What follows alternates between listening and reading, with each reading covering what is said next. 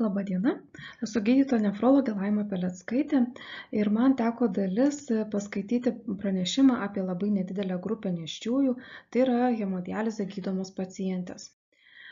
Sumažėjęs vaisingumas stebimas tarp visų inkstų nepakankamumu sergančių pacienčių, ypač tų, kurios serga cukriniu diabetu.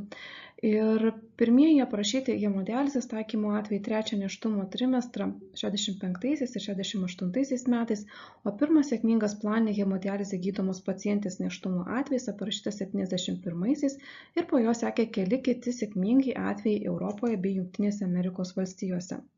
Paskutiniu metu aprašomas vis didėjantis nėštumų dažnis tarp dializuojamų pacienčių ir retrospektyvinė kohortinė studija išanalizavusi 47,5 tūkstančio dializėmis gydomų moterų nuo 2005 iki 2013 metų aprašo didėjantį nėštumų dažnį iki 17,8 atvejų tūkstančių pacienčių per metus, o didžiausias dažnis yra tarp 20-24 metų amžiaus grupėje ir siekia beveik 41 atvejį tūkstančių pacienčių per metus.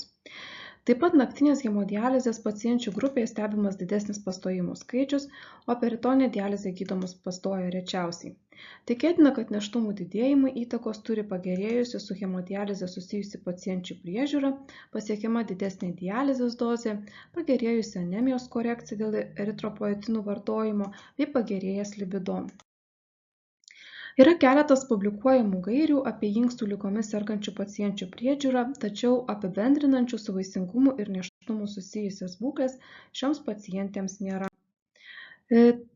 Todėl šiais atvejais yra būtina multidisciplininė patyrusi komanda, kurios tikslas palengvinti moteriai sprendimo priėmimą, planuojant nėštumą ar jo metu, suteikiant informaciją apie prevencijos ir kontrolės priemonės bei riziką, tokias kaip preeklampsija, vaisiaus augimo sulėtėjimas, priešlaikinis gimdymas, motinos inkstų funkcijos pablogėjimas, jeigu dar nėra taikomas hemodializės ir kitas.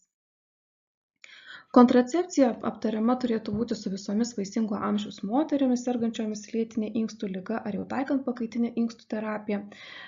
Pirmenybė yra progesterono pagrindų kontracepcinėms priemonėms. Estrogeno pagrindų priemonės yra siejamos su didesnė kardiovaskulinių įvykių rizika ir didelė studija išanalizavusi beveik 2 milijonus moterų nustatė, kad 20% padidėjusią riziką krūties vėžio vartojančioms estrogenų ar tik progesterono kontracepcijos priemonės, tačiau absoliuti rizika yra tik 2 atvejai 100 000 moterų jaunesnių nei 35 metai.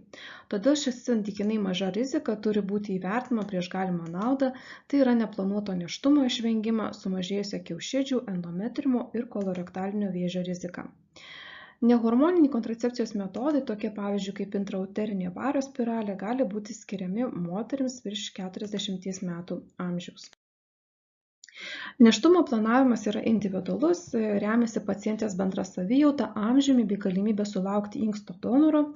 Aišku, būtina tokių ligų kaip cukrinis diabetas, sisteminė raudonoji vilkligė bei lėtinės inkstų ligos sąlygotos komplikacijos gera kontrolė.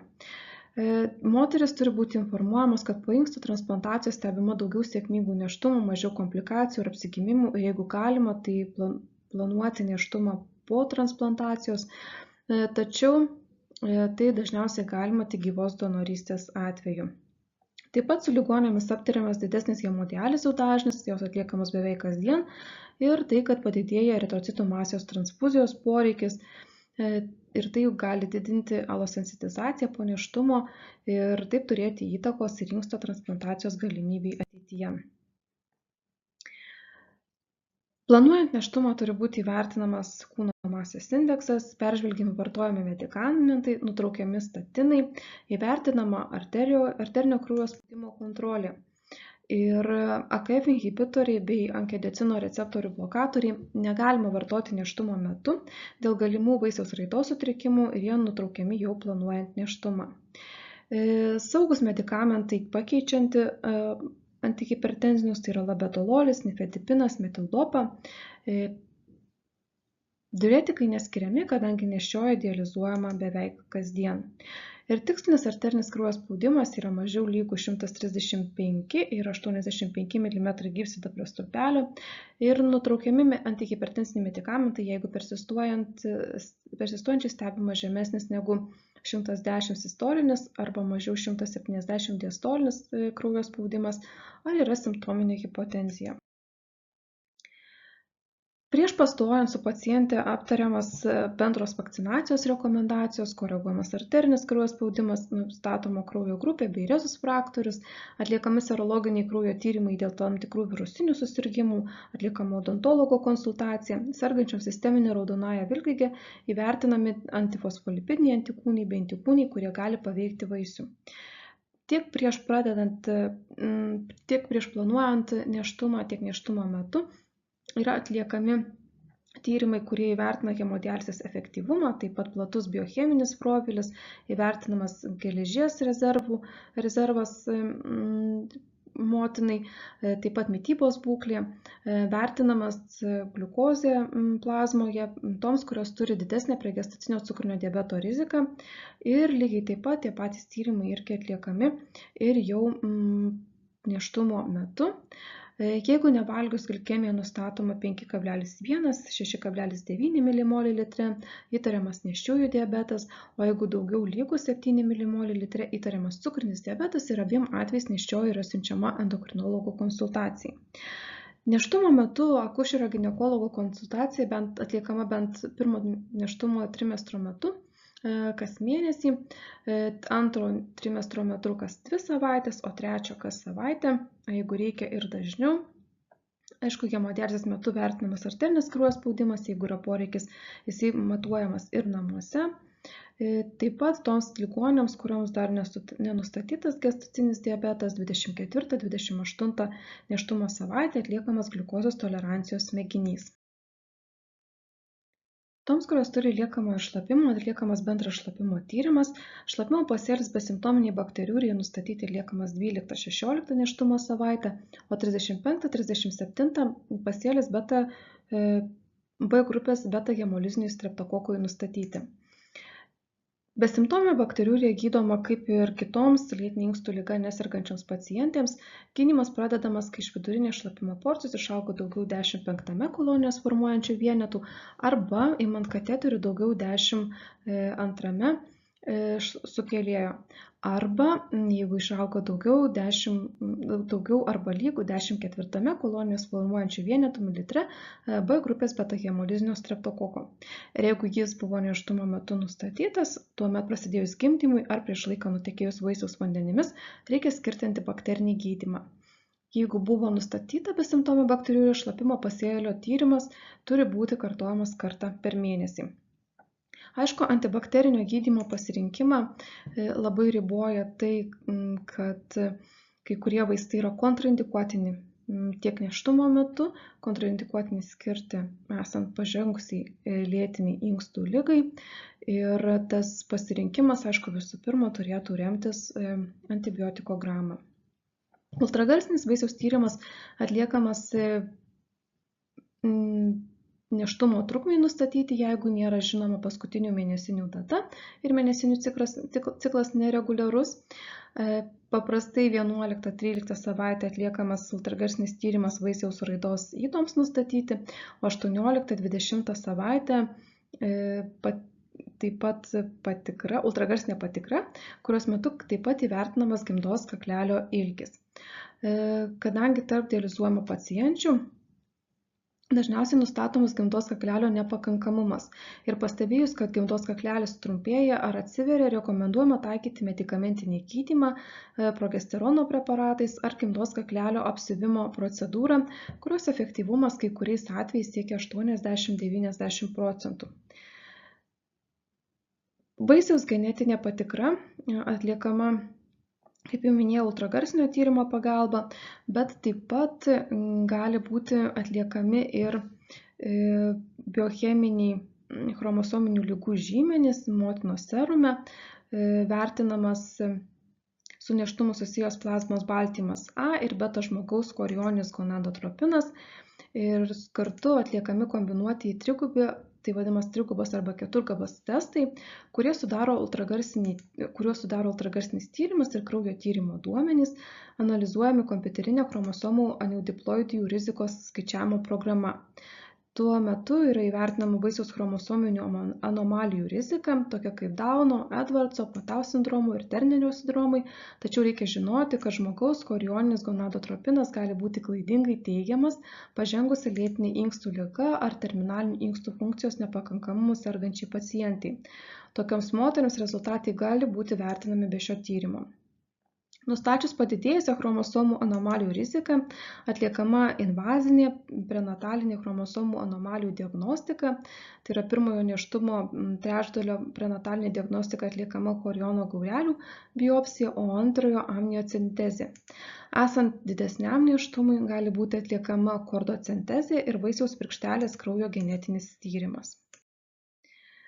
Preeklamsijos prevencija hemodializuojams pacientėms dėl padidėjusios rizikos remiasi mažomis aspirino dozėmis nuo 75 iki 150 mg per dieną, jeigu nėra kontraindikacijų, jos yra skiriamos po 12 nėštumo savaitės.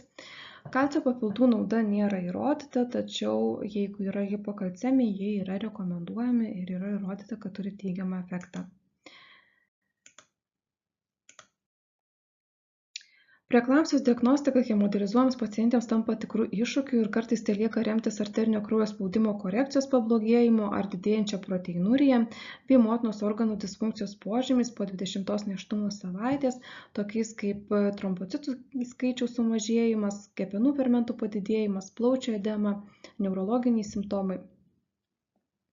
Galima hipertenzijos ir preeklamsijos įtaka vaisiui, tai yra augimo sulėtėjimas, distreso požymiai, pablogėjusi umbilikalinės arterijos kraujotaka Dopleriu. Ir vertinant nėščiosios būklę ir preeklamsijos išsivystymo tikimybė gali būti naudingas tirpios FMS tirozinkinazės 1 ir placentos augimo faktoriaus biožymenų santykio tyrimas, kai nėštumas yra didesnis negu 20 nėštumo savaitė. Kuo šis santykis yra didesnis, tuo preeklamsijos išsivystymo tikimybė yra didesnė. Preeklamsijos gydymas taip pat turi tam tikrų iššūkių terminalinių inkstų funkcijos nepakankamumu sergančioms pacientėms, kadangi dažniausiai traukulių profilaktika yra naudojamas magnio sulfatas ir magnis yra šalinamas per inkstus, todėl šiai grupiai pacienčių didėja toksiškumo rizika, tokio kaip kvėpavimo slopinimas, aritmijos, centrinės nervų sistemos slopinimas. Todėl tiek izotinamoji dozė, tiek infuzijos greitis turi būti sumažintos per pusę. Ir aišku, reikėtų sekti magnio koncentraciją serume. Didelis dėmesys skiriamas ir mitybai, tai yra ir adekvačiam svorio priaugimui nėštumo metu. Aišku, rekomenduojama ir dietologo konsultacija. Pati dieta yra modifikuojama, žymiai padidinamas baltymų kiekis dietoje iki 1,5–1,8 gramų kilogramui per dieną, tam, kad koreguoti amino rūgščių netekimą hemodializės metu. Skiriama dvigubo vandenyje tirpių vitaminų ir folinės rūgšties dozė 5 mg per dieną. Nevaržoma dietoje fosforas ir paprastai jau nebereikia fosforo surišėjų, kadangi atliekamos dažnesnės hemodializės ir kartais netgi prireikia fosforo papildų dializės metu. Sauso svorio nustatymas tampa tam tikrų iššūkių. Šiaip reikia žinoti, kad paprastai moteris per pirmus 3 nėštumo mėnesius priauga 1–2 kg ir apie pusę kilogramo kiekvieną savaitę vėliau.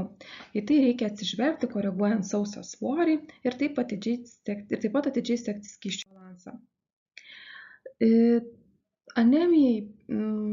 Anemijai gydyti turi pirmiausia būti įvertinamas geležies stokos žymenys. Ir intraveninė ar geriama geležies forma yra saugi nėštumo metu. Fiziologinis eritropoetino poreikis nėštumo metu padidėja beveik 2 kartus, todėl prireikia didesnių dozių negu iki nėštumo ir tai gali turėti įtakos ir arterinio kraujo spaudimo padidėjimui. Veiksniai, dėl ko taip atsitinka, tai yra reliatyvus eritropoetino trūkumas dėl padidėjusio eritrocitų gamybos poreikio, palaikant placentos ir vaisiaus augimą, netekimas geležies ir kraujo dėl dažnų ir intensyvių hemodializių ir rezistentiškumas eritropoetinui dėl uždegiminių citokinų produkcijos. Apie 25% gali prireikti eritrocitų masės transfuzijų ir tai vėliau gali didinti sensitizaciją. Vitaminas D skiriamas esant jo stokai, kadangi jo stoka yra siejama su padidėjusia preeklamsijos, gestacinio diabeto, mažo svorio naujagimio bei priešlaikinio gimdymo rizika ir rekomenduojama skirti kolekalciferolio 20 000 vienetų per savaitę, kol kalcifediolio koncentracija pasiekia daugiau 50 nanomolių litre ribą. Ir atstačius kalcifediolio atsargas galima tęsti aktyvaus D vitamino analogus kaip alfa-kalcidolį ar kalcitriolį. Ir šiaip paprastai nutraukiami kalcimimetikai ir nekalcio pagrindo fosforo surišėjai, nes jų saugumas nėštumo metu nėra įvertintas. Taigi, nėštumo metu hemodializių režimas yra intensyvinamas, jos yra ilginamos arba dažninamos. Taip sumažinama polihidraminio jono rizika, pagerėja arterinio kraujo spaudimo korekcija, pagerėja vaisiaus gestacinis amžius ir pagerinama motinos mityba ir taip padidina sėkmingo gimdymo tikimybę. Paprastai atliekamas 5-6 kartus per savaitę ir dozė priklauso nuo liekamosios inkstų funkcijos, tai neturinčioms atliekamos daugiau 36 valandų per savaitę hemodializės. Ir tai yra siekiama su didesniu gyvagimių skaičiumi, didesniu jų gestaciniu amžiumi bei didesniu gimimo svoriu. Hemodializės parametrai nėštumo metu yra sekantis. Kalis dializate dažniausiai būna 3 ir daugiau milimolių litre, kalcis 1,5, kadangi vengiama hipokalcemijos bei hipokalemijos. Bikarbonatai 30 milimolių litre ir tai padeda išvengti acidozės intensyvios hemodializės fone. O jeigu atsiranda metabolinė acidozė, dializate, bikarbonatai gali būti padidinami iki 35 milimolių litre. Fosforas, jeigu išryškėja hipofosfatemija, nepaisant dietos neribojimo bei nevartojant fosforo surišėjų, tai kartais gali tekti netgi į dializatą įdėti ir fosforo natrio fosfato sudėtimi, siekiant, kad fosforas dializate būtų 1,5 milimolių litre, nes tikslas yra palaikyti normalią fosforo koncentraciją serume tiek prieš, tiek po hemodializės. Aišku, vertinama bulimija pagal svorį, arterinį kraujo spaudimą bei patinimus. Ir paprastai nėštumo metu sausas svoris padidėja apie 0,5 kg 2-3 trimestro metu, tačiau hemodializuojams pacientėms tai ne tik į tai reikėtų atsižvelgti vertinant bulimiją. Ultrafiltracija individuali pagal toleravimą. Kadangi taikomos dažnos hemodializės 5-6 kartus per savaitę, tai paprastai užtenka 1-2 litrų vienos procedūros metu.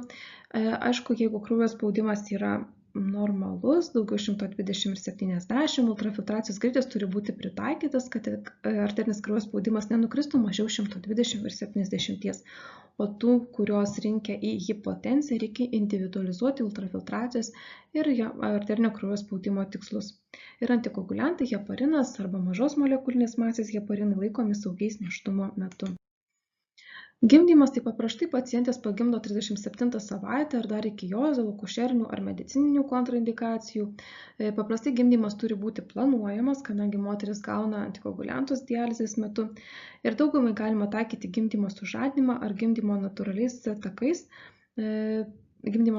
takais, o cezario sekcija atliekama pagal standartinės akušerinės indikacijas. Po gimdymo pacientės reikia raginti maitinti, vengti intensyvios ultrafiltracijos maitinančioms moteriams, tęsti intraveninę geležį bei eritropoetinus, tai yra saugu. Ir maitinant galima vartoti saugius medikamentus arterinio kraujo spaudimo kontroliai, tokius kaip atenololis, labetalolis, nifedipinas ar AKF inhibitorius, kurie nepatenka į motinos pieną, tai kaptoprilis, enalaprilis ar kvinaprilis. Ir dauguma pacienčių grįžta prie įprasto 3 kartų per savaitę hemodializės režimo, nes intensyvesnio režimo atsisako. Ačiū už dėmesį. Labą dieną.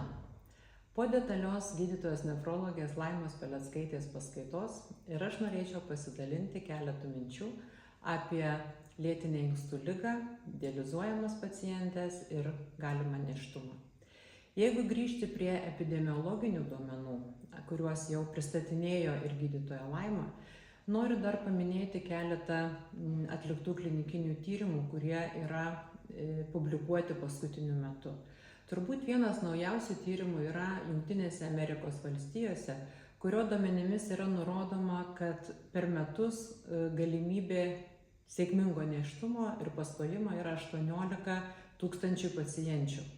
Tačiau jeigu pažiūrėtume kitus tyrimus, kurie turbūt atskleistų tikslesnę informaciją, tai vienas iš tokių, vėlgi atliktas Jungtinėse Amerikos valstijose, teigia, kad jeigu pacientė buvo dializuojama daugiau negu 48 valandas dar iki nėštumo ir lyginant su pacientėmis, kurios buvo dializuojamos 20 valandų taip pat ruošiantis nėštumui, galimybė pastoti skiriasi 32 nėštumai 1000 pacienčių per metus, lyginant su 5 nėštumais sėkmingais 1000 pacienčių per metus, kada buvo dializės 20 valandų per savaitę.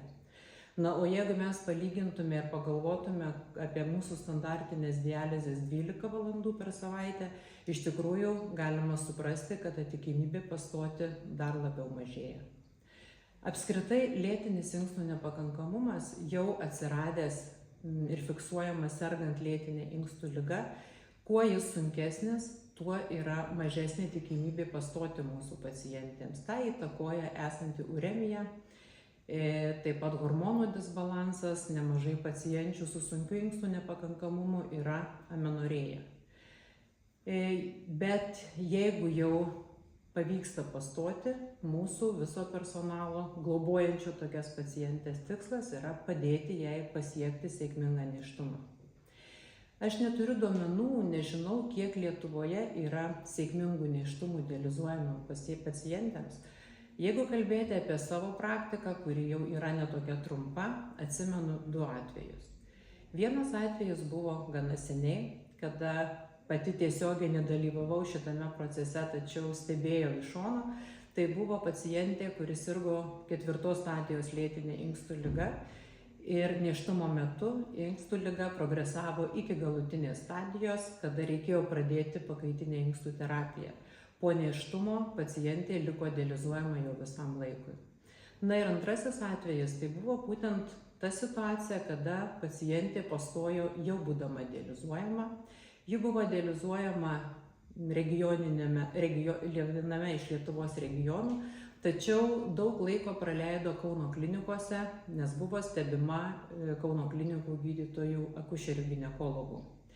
Iš tikrųjų, tai buvo iššūkis tiek regiono nefrologams, tiek mums gydantiems pacientę Kauno klinikose, tiek ir akušeriams ginekologams. Tačiau visų bendrų pastangų ir pačios pacientės didelio noro dėka iš tikrųjų buvo nėštumas užbaigtas sėkmingai. Tačiau nėštumas buvo užbaigtas tarp 30 ir 32 savaitės, nes pacientė prasidėjo preeklamsija. Buvo priimtas sprendimas skubiai brandinti vaisiaus plaučius ir buvo užbaigta cezario pjūvio operacija. Tačiau be abejo vaikas buvo neišnešiotas, bet galutinis rezultatas buvo, kad ir pacientė kartu su vaikučiu grįžo į namus. Nežinau tolimesnės eigos. Taigi, esant sunkiam inkstų nepakankamumui ir nėštumui, iš tikrųjų ypatingai didelė ir turbūt dažniausia situacija yra priešlaikinio gimdymo, sulėtėjusio vaisiaus augimo intrauterininėme laikotarpyje, bet dažnai yra stebimas polihidramniomas.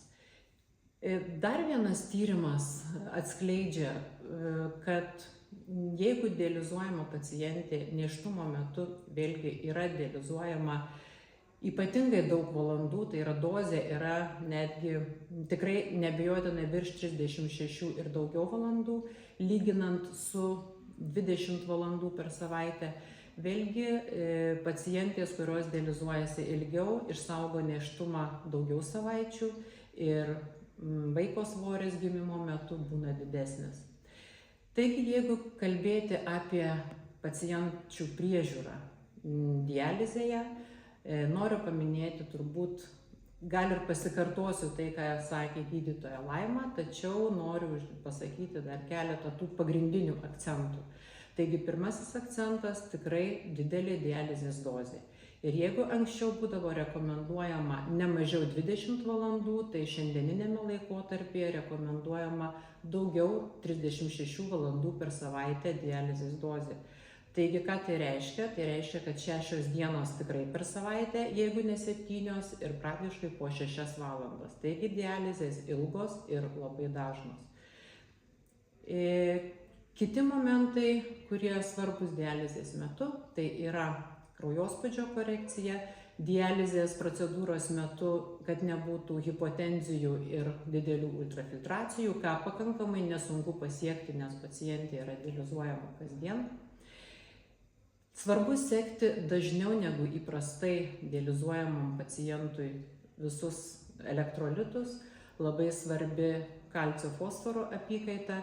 Ir šitoje vietoje noriu atkreipti dėmesį, kad jeigu mes įpratę skirti fosforo surišėjus esant ypač aukštam fosforui kraujyje, tai dializuojami pacientė, kuri yra dializuojama kasdien, gali tekti stebėti netgi hipofosfatemiją. Tokiu atveju privalu skirti ir fosforo papildus, kas yra labai svarbu vaisiaus vystymuisi. Be abejo, anemijos stebėjimas ir eritropoetino dozių didinimas palaipsniui bei geležies skirimas. Ir dar vienas momentas, kad folinės rūgšties skirimas. Jeigu mes įpratę skirti 1 mg kilogramui kaip pakaitinė terapija, tai nėščiai dializuojami pacientai rekomenduojama skirti 5 mg per dieną. Taip pat rekomenduojama didinti skiriamų vandenytirpių ir kitų vitaminų dozes. Taigi, reziumuojant turbūt, kas yra svarbu, tikimybė pastojimo nedidelė, bet nėštumas dializuojamai pacientai tikrai yra įmanomas.